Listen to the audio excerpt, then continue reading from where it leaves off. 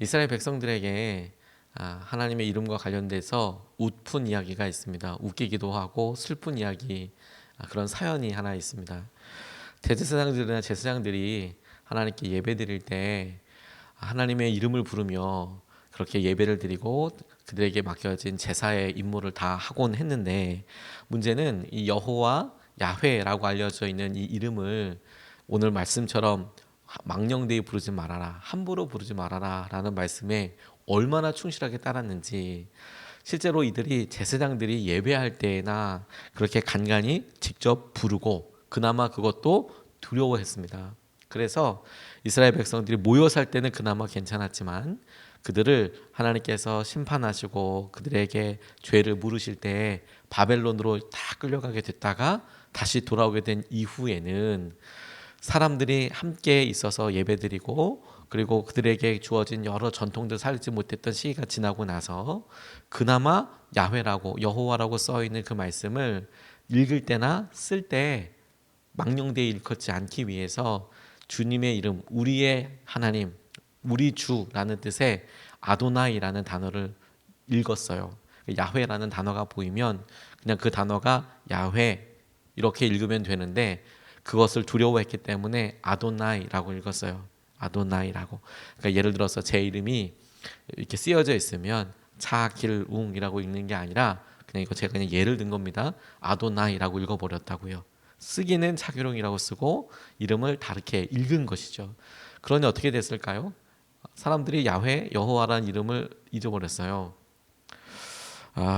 히브리어가 이 모음이 쓰여지게 된 게 기원 후 AD 7세기 경이었거든요. 그 전에는 자음만 쓰여져 있었습니다. 그러니까 우리말로 이해하면 이름을 하면 치읓, 기역, 이응, 이응 뭐 이런 식으로, 그러면 차기룽인지 추기룽인지 뭐 그 다음에 이름도 잘 모르죠.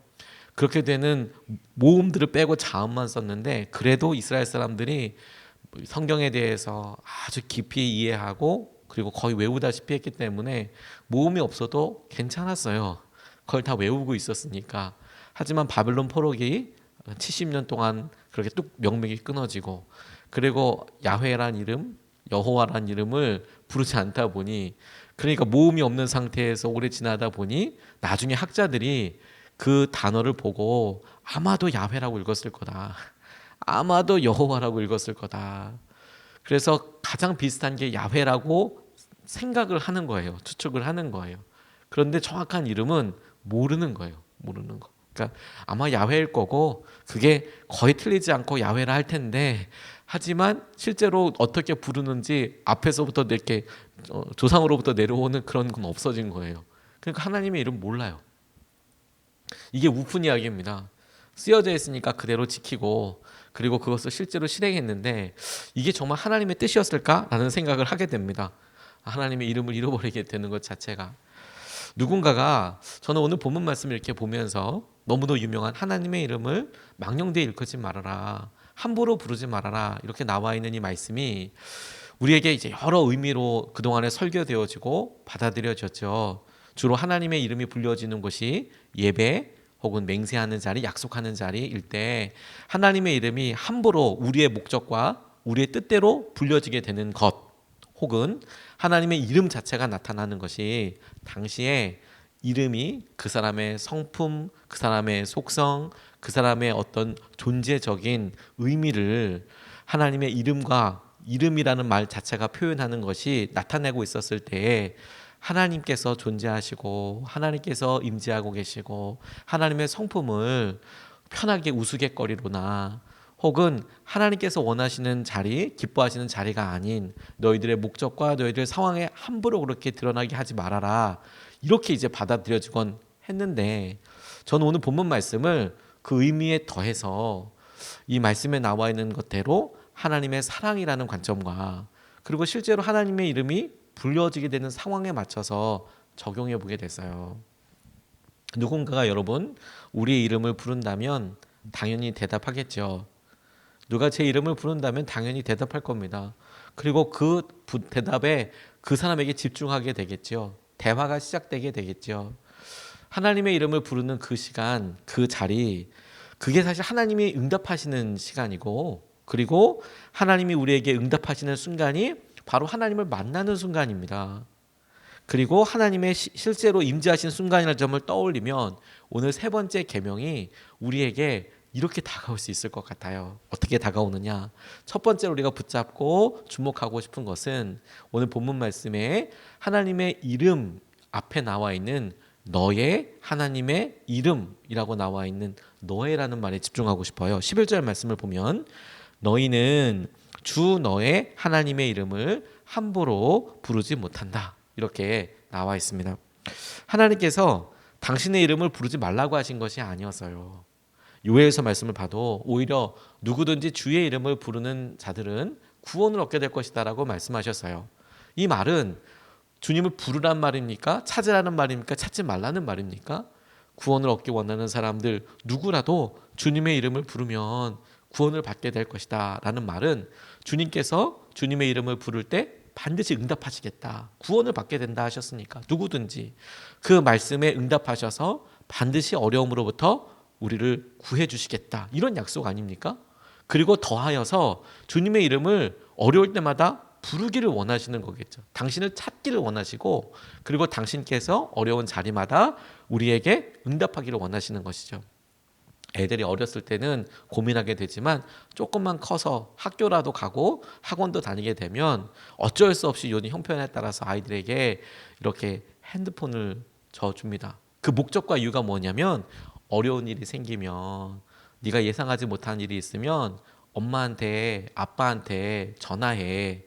그러면 전화해가 목적이 아니고요. 그러면 엄마가 아빠가 네가 어느 곳에 있든지 무엇 때문에 힘들든지 엄마가 혹은 아빠가 그 문제를 해결해 줄 거야.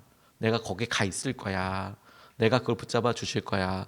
실제로 여러분, 저도 저희 아이들이, 물론 저희 집사람도 그렇지만 비정상적인 시간에 전화하면 제일 먼저 처리하는 것 같아요. 아주 아이들이 어렸을 때에는 제가 회의하고 있는 중에도 전화할 일이 없는데 학교 가 있거나 이런데 전화가 오면 혹시라도 무슨 일이 생긴 건가? 그래서 가급적이면 빨리 가서 그 일을 처리해 주거나 혹은 그 일을 들어주려고 노력하죠. 누구든지 주의 이름을 부르는 자마다 구원을 얻게 되겠다라고 하시는 말씀은 네가 나를 불러? 내가 그러면 너한테 항상 집중하고 있고 너의 말을 들어줄 거야 라는 의미이겠지요. 그런데 이 이름은 그 사람을 구별하기 위해서 부르는 호칭이지 않습니까? 하나님께서 자기의 이름을 부르시고 알려주시고 당신의 이름과 함께 약속도 주셨어요.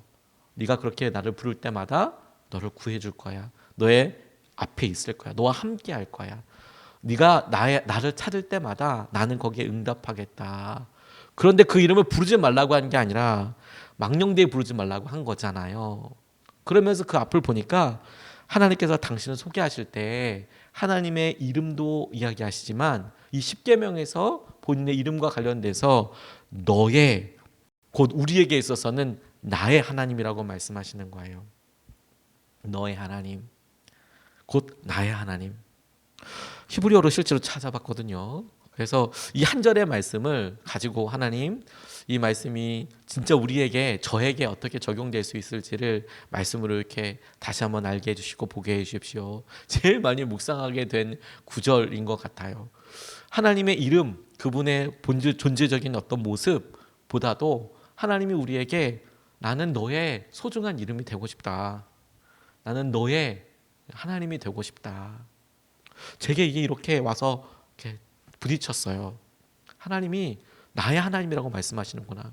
너의 하나님의 이름이라고 이야기할 때 하나님의 그 이름은 그 말씀을 듣고 있는 여러분 각각 저한테 있어서는 나에게 하나님의 이름이고 소중한 이름이 되는 것이죠.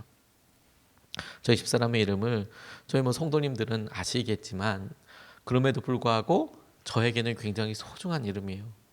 하나님의 이름이라고 비교할 수는 없겠지만 제게는 사랑의 관계, 우리가 서로 부부라는 것 때문에 그 이름과 그 표현이 제게 너무너무 소중하죠. 나의 사람이라는 표현이거든요. 사랑하는 관계에서 본다면 하나님은 나의 하나님이세요. 그분이 나에게 이름을 알려주셨어요. 그래서 그 이름을 볼 때 그게 얼마나 내게 소중한지 몰라요. 마치 우리가 이렇게 볼 때 우리의 사랑하는 딸들의 이름이, 아들의 이름이, 자녀의 이름이 뭐 어디 졸업식장에 또 혹은 어디서라도 이렇게 이름 한 구절 때문에 우리가 수고를 마다하지 않고 그걸 찾아요. 그리고 뿌듯해하죠. 기뻐요. 나의 자녀이기 때문에 그렇죠. 하나님은 우리의 하나님이에요. 나의 하나님이세요. 나의 하나님의 이름을 주님께서 그 하나님의 이름이 나의 것이라고, 여러분들의 것이라고 말씀하시는 거예요. 저는 이것이 그분과의 관계와 친밀감을 나타낸다고 저는 그렇게 이해했습니다. 하나님께서는 하나님과 우리의 관계와 하나님이 하신 일들이 항상 소중한 의미로 남기를 원하고 계세요. 그것이 함부로 여겨지게 되기를 원치 않으세요. 프랑스 화가인 마르셀이라는 사람이 자기가 사랑했던 애인 마들렌에게 감동적인 사랑의 고백을 하고 싶었습니다. 여러분들은 어떻게 여러분들의 사랑하는 사람들에게 고백을 하셨습니까? 이 사람은 연애 편지를 썼어요. 연애 편지를. 로버트 리플리라는 사람이, 미국 작가의 말에 따르면 이 편지가 역사상 제일 길었던 편지라고 그래요. 뭐 얼마 정도 길었냐 여러분 상상이 가십니까? 역사상 아마도 제일 길었던 연애 편지라고 이야기해요. 그가 한 편지에 주부셈이라는 표현을 했죠. 나는 당신을 사랑합니다. 불어로 우라는 단어가 너희들이란 뜻도 있지만 상대방을 이렇게 높여서 부르는 말이기도 하거든요. 주부셈이라는 나는 당신을 사랑합니다라는 그 편지를 쓴 해가 1875년이었대요. 이 쓴 해가 왜 중요하냐면 그런데 그 사람이 이 마들렌이라는 여인에게 1875년에 썼기 때문에 1000번을 곱해서 187만 5천 번을 주부셈이라고 썼다는 거예요. 연애 편지를 다른 내용을 쓴 게 아니라 사랑합니다. 당신을 사랑합니다. 당신을 사랑합니다 썼는데 예를 들어 요즘은 2022년이잖아요. 그러니까 거기다 1000번을 곱해서 200만 번을 썼다는 거예요. 187만 5천 번을 썼다는 거예요. 근데 더 우리 황당한 건 뭐냐면 이 1875장 종이 한 장에 당시에는 뭐 A4나 뭐 이런 사이즈가 따로 있었던 건 아닐 테니까 당시만 해도 이 한 장에 주부셈이라고 몇 번 쓸 수 있을까요? 나는 당신을 사랑합니다. 이거 몇 번 쓸 수 있을까요? 제가 A4 용지에 따로 이렇게 붙여넣기 한번 세볼까 하다가도 1000번 이게 사실 자신이 없더라고요. 이거 세는 것도 힘들고 설교 한 편을 준비해서 그런 막노동을 하기 좀 힘들겠다 이런 생각이 들어서 세보진 않았지만 뭐 한 장에 1000번 쓸 수 있다고 해도 그래도 1875장의 종이가 필요하지 않겠습니까? 1875장 뭐 이만하겠죠? A4 한 권보다 훨씬 더 많겠죠? 뭐 그런 만큼 조금을 썼다는 거예요. 근데 이 정성 진짜 대단하지 않아요? 근데 여기 반전이 하나 있는데 반전이 뭐냐면 그가 직접 쓰지 않고 대서인을 고용하게 썼대요. 이게 반전이 아니에요. 뭐가 반전이냐면 이 사람이 진짜 충격적인 건 뭐냐면 대서인에게 대신 쓰는 사람에게 187만 5천 번을 써달라고 그냥 주문한 게 아니고 그러면 너무 재미가 없잖아요. 대서인을 옆에 두고 직접 주부셈 내가 당신을 사랑합니다 라고 이 사람이 말하면 이 대서인이 똑같이 그것에 대해서 주부셈 따라하고 그리고 한 번 적었다는 거예요. 그러니까 세 번 주부셈이라는 표현을 3번 한 거죠. 대서인을 따라서 이야기한 거. 마들렌이라는 사람은 진짜 사랑했나 봐요. 이 여인을. 그래서 실제로는 사랑한다고 약 562만 5천 번을 이야기한 거라는 거예요. 실제로 한 600만 번을 주부셈 도대체 이게 얼마나 많은 시간이 걸릴지 전 상상도 가지 않습니다. 500만 번 여러분 혹시 누군가에게 500만 번의 사랑을 들어본 적이 있으세요? 500만 번 고사하고 우리가 아내나 남편에게 하루에 50번만 들어도 아마 관계가 완전 달라질 거예요. 사랑한다는 표현을 50번만 들어도 근데 500만 번 이상을 갖다가 이렇게 불렀던 것이 굉장히 독특한 것으로 남아 있답니다. 근데 저는 그 성경 그 말씀보다 더 긴 사랑의 편지를 알고 있어요. 성경 말씀이 그렇죠. 주님께서 우리에게 당신과의 관계를 여러 이스라엘의 역사들과 사건과 당신의 약속을 통해서 말씀해 주실 때 주님은 어느 한순간도 우리에게 나는 너의 하나님이기를 원해. 단 한 번도 나의 하나님, 우리 각각의 하나님이신 것을 포기한 적이 없으세요. 그게 첫 번째입니다. 하나님은 우리의 가운데 그렇게 소중한 이름이 되기를 원하세요. 근데 두 번째 이것과 함께 주목하고 싶은 것은 함부로 부르지 못한다라는 겁니다. 다시 한번 11절 말씀을 보면 너희는 주 너희 하나님의 이름을 함부로 부르지 못한다. 주는 자기 이름을 함부로 일컫는 사람을 죄 없다고 하지 않는다. 이렇게 말씀을 하고 계시는데 하나님의 이름을 부르며 그분을 찾는 그것이 그분이 임재하는 것을 말한다 말씀드렸잖아요. 그분이 약속을 신실하게 지키실 것을 나타낸다라고 말씀드렸습니다. 그런데 그분을 친밀히 생각하는 것과 가볍게 생각하는 것은 엄청난 차이가 있어요. 주님은 나의 하나님 혹은 여러분의 하나님, 여러분 각각의 하나님이시기를 원하세요. 그것이 얼마나 우리에게 친밀함을 원하시는지를 나타내는 표현입니다. 그렇다고 해서 우리가 친밀하게 주님을 대하는 것 넘어서 주님을 가볍게 아무렇게나 대해도 된다는 표현은 아니에요. 성경에 아브라함과 같은 사람은 하나님의 친구라는 말을 듣기도 합니다. 그러니까 하나님께서 그렇게나 가깝게 생각하셨다라는 거예요. 너는 내 마음 알지? 그래, 너는 나와 함께하지? 너는 내가 무슨 말을 해도 내 말을 따를 거야. 이 정도로 생각할 사람들이 있었다는 거죠. 그런데 정작 그러니까 하나님 우리 친구, 내 친구, 주는 나의 친구, 뭐 이런 식으로 이제 우리가 마음 편하게 고백하는 것이 잘 고민해 봐야 한다는 거예요. 친밀감을 부인하는 것이 아니고 실제로 성경에서 어느 누구도 하나님께서 너는 나의 친구야. 너는 나를 대면해서 만나지. 너는 내 뜻을 정확하게 알아. 이렇게 되었던 대상들이 하나님을 편하게 대했던 적은 없어요. 하나님은 친구처럼 이렇게 친밀하게 이야기해 주시지만 하지만 그 대상에 되는 사람들은 하나님을 진심으로 경외했습니다. 두려워했어요. 하나님을 가깝게 여기는 것과는 별개로 그분을 너무 소중히 여겼고 그분의 이름과 그분을 두려워했어요. 이것이 무서운 사람으로서 이렇게 이야기하는 것이 아니라 사랑하고 그분의 높으심과 그분을 존중하는 것으로 인하여서 그렇게 느꼈다라는 겁니다. 표현했다는 겁니다. 우리가 존중한다, 그분을 높인다라는 표현과 아주 다르게 거룩하다라는 표현을 쓰는 것은 우리가 보통 왕을 대할 때 혹은 우리보다 사회적인 지위가 높은 사람을 존중하고 존경하고 라는 것과 방향은 똑같지만 사람에게 대하는 그런 수준이 아니라 지극히 높으신 분을 우리가 거룩히 여기고 그분을 높여드리는 표현으로 거룩함이라는 단어를 쓰거든요. 하나님께서 친구라고 불러주신 그런 사람이 하나님께서 그렇게 대해주셔도 그 사람은 하나님을 친구처럼 대하지 않았다. 이거 우리에게 너무 중요합니다. 왜? 하나님은 나의 하나님이면서 동시에 높임 받으셔야 하거든요. 함부로 이렇게 하는 게 아니라는 거예요. 그게 너무너무 중요하다고 싶어요. 그게 하나님과의 관계를 유지하는 굉장히 중요한 키라고 싶어요. 하나님은 무섭고 우리에게 경고하시고 그리고 우리가 잘못하면 우리가 심판받고 그런 두려움이 아니라 하나님은 우리에게 나의 하나님이 되게 원하시는 분이시면서 동시에 하나님의 이름이 망령되이 함부로 불러지는 그런 대상이 아닙니다. 우리가 부르는 여러 복음성가를 지은 분 중에서 어느 분이 필리핀 집회에서 고아인 제리라는 고아를 만나게 됐답니다.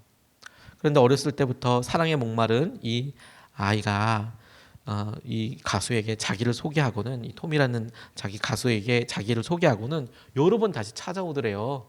찾아와서 별다른 걸 하는 게 아니라 자기 이름 기억하냐고 물어보더래요. 이 고아였던 필리핀 아이가 제리라는 아이가 가수가 찾아와서 어디 가면 거기 따라와서 내 이름 아냐고 내 이름 누군지 아냐고 자꾸 이렇게 물어보더래요. 그런데 이 CCM 가수가 자기 이름을 기억해 주대요. 제리라는 아이의 이름을 기억해 줬대요. 제리야, 제리야. 어느 곳에서 내 이름 뭔지 알아요? 제리지, 제리야. 잘 있었어? 밥은 먹었니 오늘? 뭐 이렇게 계속 사실 가수 입장에서는 굉장히 작은 친절 아니겠습니까? 그런데도 이 고아가 너무 좋아하더래요. 너무 좋아하더래요. 자기 이름을 불러주고 자기 이름을 기억해주고 왜냐하면 친구들 중에서나 자기가 있던 무슨 고아원에서나 자기를 그렇게 존귀히 여겨주지 않지 않겠습니까? 근데 만날 때마다 제리야 이름도 기억해주고 정말 내 이름 알아요? 너 제리잖아. 그렇게 불러주니까 너무 좋아하는 걸 보고 이 톰이라는 사람이 하나님과 자기와의 관계를 다시 생각해 보게 됐다는 거예요. 버림받은 고아를 만나는 순간 하나님께서 깨닫게 해주신 것이 우리 모두 외로운 사람들인데 다른 사람들이 알아주기를 바라는 사랑에 목마른 존재인데 그런데 하나님은 우리를 하나하나 다 알고 계시는구나. 하나하나 다 알고 계시는구나. 요한복음 10장 27절 말씀을 저 굉장히 좋아하는데요. 하나님께서 우리에게 이렇게 말씀하시는 거죠. 내 양은 내 음성을 들으며 나는 그들을 알며 그들은 나를 따르느니라. 저는 이 말씀이 너무너무 좋아요. 내 양은 내 음성을 들으며 나는 그들을 알며 그들은 나를 따르느니라. 하나님은 우리를 부를 때 너희들이라고 부르지 않으세요. 하나님은 우리의 이름을 각각을 불러서 그 양들을 불러내듯이 누구 이렇게 불러주세요. 그런데 여러분 그 사람이 그 순간적으로 깨닫고 우리가 잘 아는 이런 찬양을 만들었어요. 그는 내 아버지, 난 그의 소유, 내가 어딜 가든지 날 떠나지 않죠. 내 이름 아시죠. 내 모든 생각도 아바라 부를 때 그가 들으시죠. 그걸 작곡하고 작사했던 사람이 그 젤리라는 아이를 보고 그렇게 고백하게 됐대요. 저도 똑같이 그런 생각이 들었습니다. 하나님의 이름을 너희는 나의 이름을 망령되이 일컫지 말라. 내가 그거 죄 없다고 얘기 안 할 거야. 라고 십계명을 처음서부터 우리가 주목하고 바라볼 때 이것이 1인칭으로 지금 우리에게 말씀하고 계신다고 했잖아요. 그래서 마치 우리를 타이르듯이 주님께서 당신과 우리와의 관계를 확인시켜 주듯이 여러분들이 지금 이 시간에 기도하면서 각각 그분이 여러분들에게 이 똑같은 말씀을 직접 건넨다고 생각해 보세요. 나는 네가 내 이름을 함부로 부르는 걸 난 원치 않는다. 그게 여러분들에게 어떤 음성으로 들릴 것 같습니까? 나는 오늘 너에게 내가 너의 하나님이기를 원하고 그리고 나는 너와의 사랑과 너와의 관계가 함부로 일컬어지는 것을 원치 않는다. 오늘 하나님께서 우리의 삶의 중심이 되어주셔서 그 놀라운 주님의 사랑이 우리에게 누려지고 그리고 주님을 두려워 경외하는 마음으로 오늘 주님과 더 깊은 은혜, 더 놀라운 약속을 누리게 되는 저와 여러분 되시기를 축복합니다. 두 가지 말씀을 같이 나눴습니다. 너의 하나님의 이름, 너의 하나님의 이름, 나의 하나님의 이름. 사실 우리는 나라는 표현이 높임말이 아니기 때문에 좀 조심스럽긴 하지만 이 히브리어 단어에는 실제로 너가 단수로 쓰여 있어요. 너희가 아니라 너의 하나님의 이름이라고 쓰여져 있거든요. 그러니까 어쩔 수 없이 높임말은 아니지만 나의 하나님의 이름, 그분의 이름을 우리가 기억하면 좋겠어요. 주님은 나의 하나님이시고 하나님의 이름은 나에게 너무 소중한 거예요. 두 번째, 함부로 부르지 못해요. 함부로 부르지 못한다고 이야기할 때 거기에 중심은 하나님은 나의 하나님이면서 동시에 우리에게 너무너무 존귀하고 너무 사랑하는 이름이죠. 그래서 다른 것들과 똑같이 여겨질 수 없어요. 오늘 우리 그 주님께서 우리를 붙잡아 주시기를 우리 같이 기도하겠습니다. 두 번 나눠서 같이 기도하겠습니다. 첫 번째, 나의, 제가 가로하고 우리라고 쓴 이유는 나의란 말이 좀 나쁜 말이지만, 그러니까 낮춘 말이지만 높임말을 쓰냐고 보니까 우리라고 이렇게 하게 되는데 실제로는 나의 하나님이요. my 하나님 되심을 감사합니다. 나의 하나님 되시니 감사합니다. 하나님과 더욱 친밀한 관계를 누리게 해주십시오. 나의 하나님 되십니다. 그리고 저는 하나님의 그 사람이 되는 것이죠. 하나님 오늘 이런 친밀한 관계가 우리를 이끌어 주시고 우리를 붙잡아 주시고 우리 가운데 놀라운 은혜가 되게 해주십시오. 일단 첫 번째로 우리 같이 함께 말씀 붙잡고 기도하겠습니다. 아버지 하나님 감사합니다.